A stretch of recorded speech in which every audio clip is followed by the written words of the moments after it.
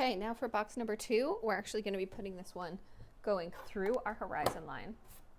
So in between your vanishing point 1 and 2, kind of in the middle of the paper, we're going to be doing a vertical line. 2-point perspective starts with a vertical line. It creates kind of these like corner boxes. So from the top and bottom, I'm just going to put a little point there.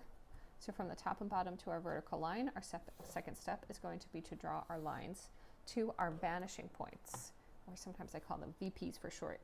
So I'm going to line it up. I like to put my pencil there so I make sure it's perfectly aligned to each vanishing point. And from the top and bottom, I am going to draw an orthogonal line to my vanishing points 1 and 2.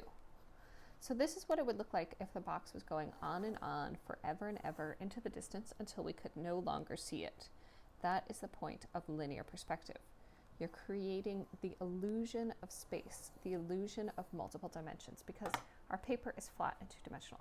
So here we have 2 triangles going on and on into space, getting smaller and smaller at a regular rate. Sometimes students are like, well, I could just draw boxes.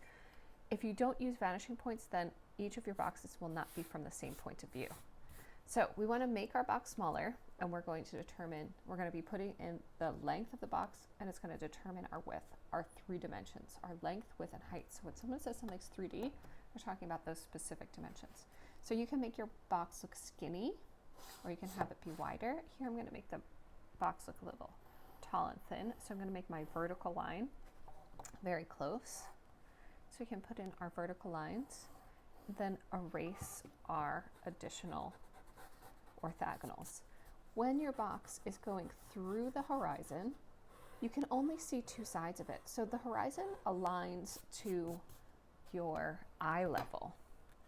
So when you look at something eye level, like if you're looking at a building, you'd only see 2 sides of it. If something is below your eye level, like our first box is below the horizon, then you would see the top. So you'll notice that the boxes change depending on their placement within the picture plane and within your point of view, within your perspective.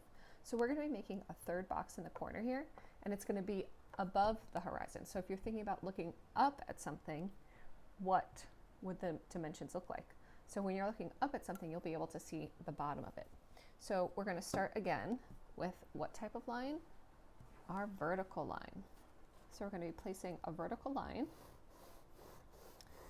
and then our second step is from each point, top and bottom, to draw lines to our orthogonal lines to each vanishing point. I'm actually going to do a little cheat here. I'm going to line up my lines on my ruler, but instead of drawing the line all the way there so I have to erase it, I'm just going to draw the width that I want my box to be. So I'm going to make sure that I have it lined up, going all the way there, but instead of drawing my line, I'm just going to draw a portion of it on each side. Saves me some erasing. So to the other side, I'm going to align it to the first vanishing point and along the bottom. And instead of drawing it all the way there, I'm just going to draw partially there. You still want to be very careful that your lines are vertical. If you notice that your box looks a little bit off, it's probably that your line is kind of sideways. In 2-point perspective, all lines must be vertical or going to the orthogonal, going orthogonal to the vanishing point. So make sure that those are parallel. That's actually a little bit off, but this is just our practice, so it's okay. I'm not stressing on it. And there we have our second vertical line. So at this point, our box kind of looks like an open book. We have 2 sides, but we want to put in our bottom. And you'll remember from our first box, to make the bottom, you are going to crisscross applesauce to the bottom of our box. I'm not going to have it go all the way there again, saving some erasing. I'm going to go to from this point to the opposing vanishing point and make the bottom of my box.